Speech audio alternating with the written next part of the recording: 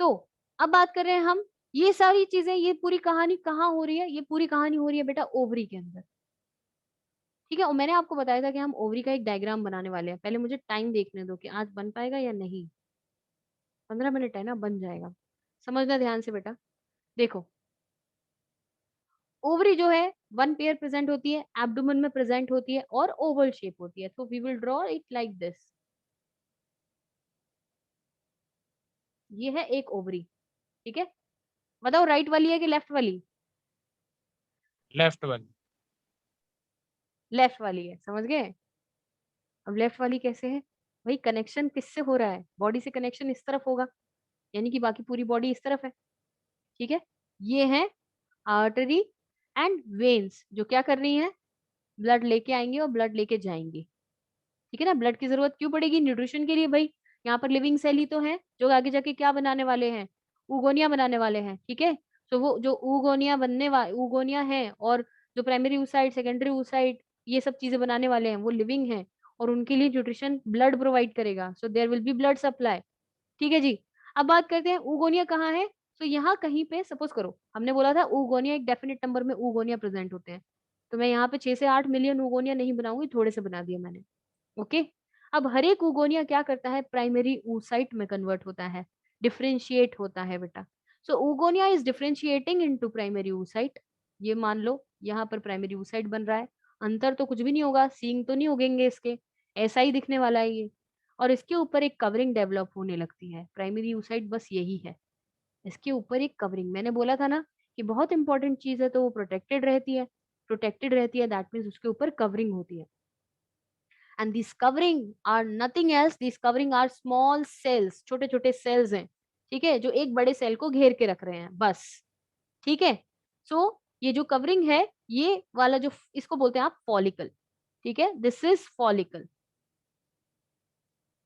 ठीक, अब ये फॉलिकल धीरे धीरे बढ़ते चले जाएंगे, जैसे जैसे प्राइमरी oocyte के बाद सेकेंडरी oocyte, उसके बाद टर्शरी oocyte। ठीक है, टर्शरी oocyte मतलब ओवा।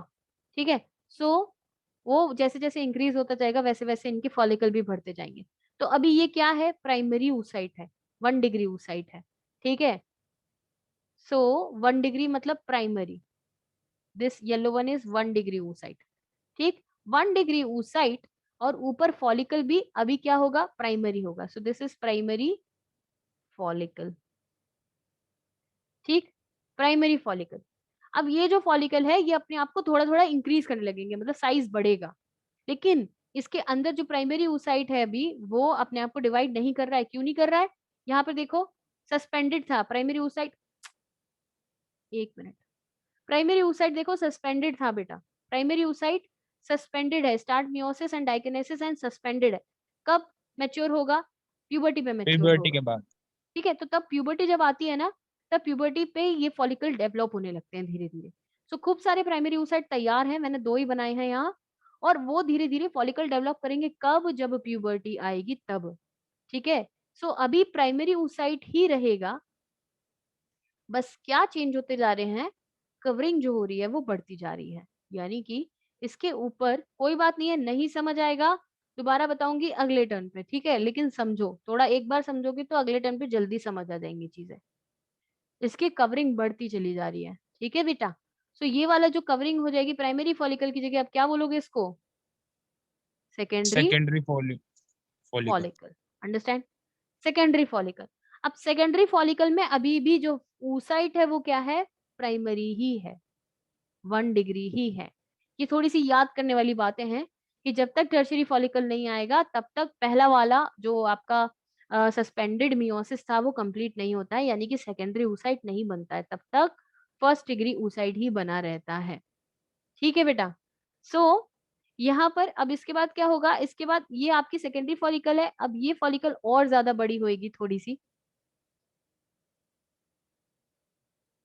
ठीक है, ये फॉलिकल धीरे धीरे बढ़ती है और इसके फॉलिकल के बीच में एक कैविटी बन जाती है कुछ इस तरीके से। तो फॉलिकल तो बड़ी होती जा रही है, लेकिन आप देखो यहाँ बीच में मैंने एक कैविटी बनाई है दिस कैविटी। ये कैविटी धीरे धीरे बड़ी होती चली जाएगी। ठीक है, और इसके अंदर फ्लूइड भर जाएगा, जरूरी सामान, जरूरी फ्लूइड, जो कि किसके लिए रिस्पॉन्सिबल है? इसके डिवीजन के लिए रिस्पॉन्सिबल है, ठीक है। सो इसको बोलता है आप टर्शरी टर्शरी फॉलिकल, ठीक है।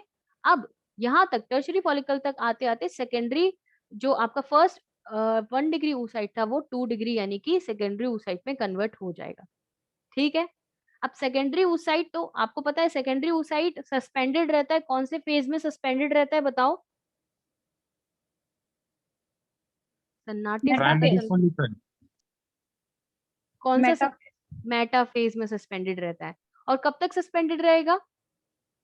जब तक स्पर्म नहीं आ जाता। जब तक स्पर्म नहीं आ जाता। और जब तक स्पर्म नहीं आ जाता दैट मीन्स इसका जो ओवल्यूशन है, जब ये ओवरी छोड़ के फैलोपियन ट्यूब में जा रहा है, वो किस फॉर्म में जाएगा?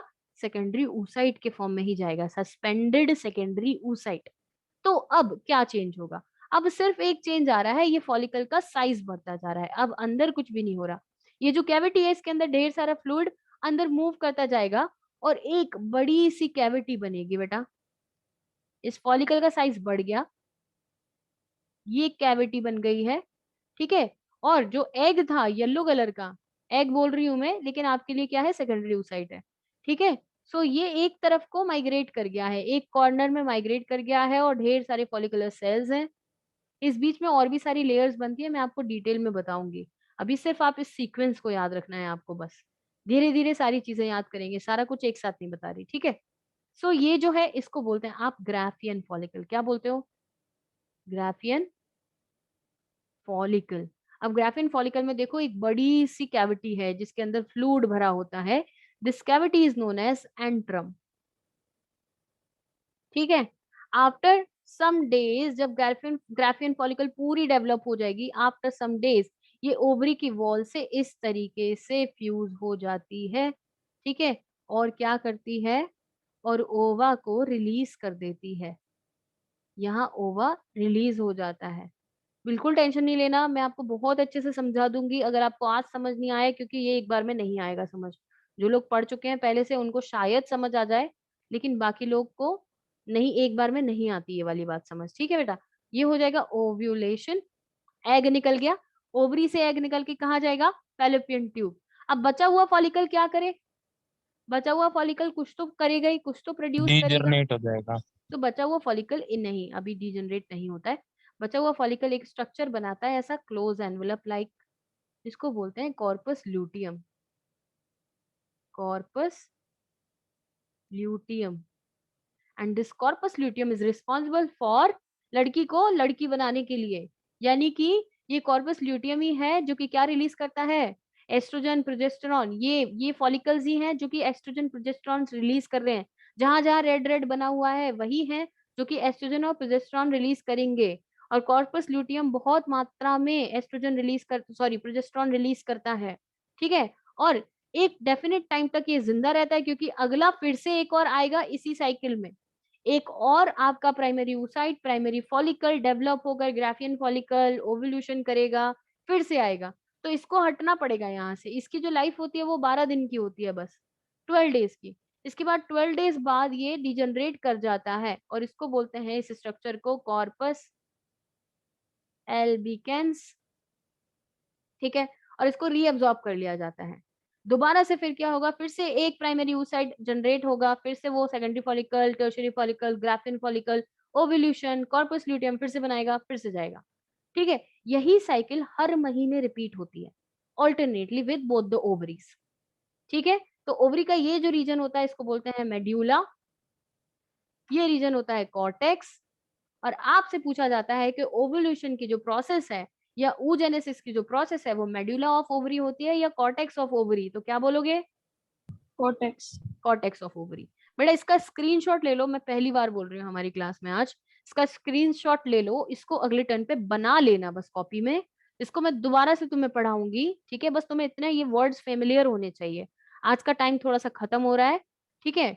सो अगले टर्न पे मिलेंगे और यहीं तक आएगा आपके टेस्ट में भी।